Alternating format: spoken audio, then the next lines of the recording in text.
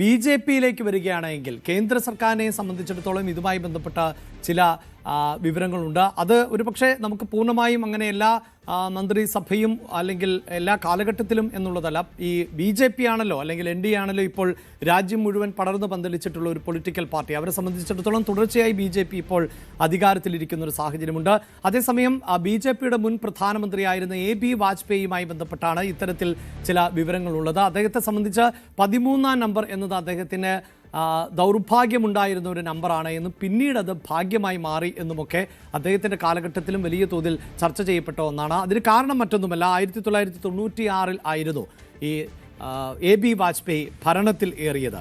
അങ്ങനെ ഭരണത്തിലേറിയ ആ സർക്കാരിന് കേവലം 13 ദിവസം മാത്രമാണ് അധികാരത്തിൽ തുടരാൻ സാധിച്ചത്. 13ാമത്തെ ദിവസം സർക്കാർ നിലം പൊത്തി എന്നതാണ്. അങ്ങനെയാണ് 13 എന്നത് ഇന്ത്യൻ രാഷ്ട്രീയത്തിൽ, ദേശീയ രാഷ്ട്രീയത്തിലും ഒരു ഭാഗ്യ നമ്പർ അല്ല എന്ന തരത്തിലുള്ള നിരീക്ഷണങ്ങളിലേക്ക് പോയത്. അതേസമയം 1999 തെരഞ്ഞെടുക്കപ്പെട്ട 13ാം ലോക്സഭയിൽ പ്രധാനമന്ത്രി ആയപ്പോൾ 13 എന്ന നമ്പർ ബി.ജെ.പിക്ക് അല്ലെങ്കിൽ എ.ബി. വാജ്പേയിക്ക് ഗുണകരമായി മാറി എന്നതാണ്.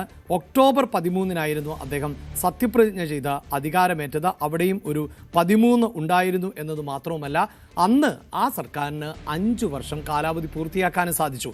അതിൻ്റെ ഒരു സവിശേഷത എന്നത് കോൺഗ്രസ് ഇതര സർക്കാർ ആദ്യമായി അത്തരത്തിൽ 5 വർഷം തികച്ചു എന്നുള്ളതാണ്. ബി.ജെ.പി സർക്കാരിന് അങ്ങനെ 5 വർഷം ആദ്യമായി തികയ്ക്കാൻ സാധിച്ചതും ആ 13-ാം നമ്പറിൽ നിന്നുള്ള തുടക്കം ആയിരുന്നു എന്നതാണ്. പിന്നെ വാജ്പേയിയുടെ കാലഘട്ടത്തിൽ ഏറ്റവും അധികം ലോകവ്യാപകമായി ചർച്ച ചെയ്യപ്പെട്ട ഒന്ന് പൊക്രാനിൽ നടത്തിയ അണുപരീക്ഷണം ആയിരുന്നു.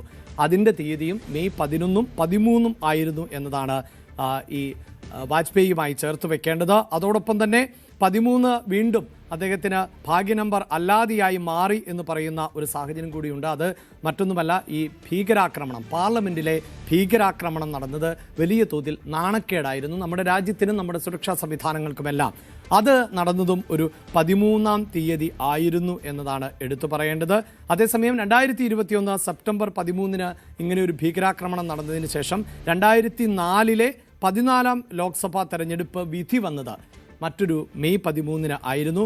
ആ 13-ന് വലിയ തരത്തിലുള്ള ഇന്ത്യ ഷൈനിങ് എന്ന തരത്തിലൊക്കെയുള്ള വലിയ ക്യാമ്പയിൻ അന്ന് നടത്തപ്പെട്ടിരുന്നുവെങ്കിലും പക്ഷേ ആ മെയ് 13-ന് വന്ന ഫലം അത് ബി.ജെ.പിക്ക് ഒട്ടും ഗുണകരമായിരുന്നില്ല. ബി.ജെ.പിക്ക് അധികാര തുടർച്ചയിലേക്ക് പോകാൻ സാധിച്ചതുമില്ല. ഇങ്ങനെ രാഷ്ട്രീയത്തിൽ ഈ 13 എന്ന നമ്പറിന് ഒട്ടേറെ പ്രത്യേകതകളുണ്ട്. അന്താരാഷ്ട്ര തലത്തിലും ലോകവ്യാപകവുമായി ഒക്കെ 13-നെ മോശം നമ്പർ എന്ന് കരുതുന്ന ആളുകൾ ഒക്കെയുണ്ട്. കൂടുതൽ വാർത്തകൾക്ക് news 18 Keralam YouTube channel subscribe ചെയ്യുക.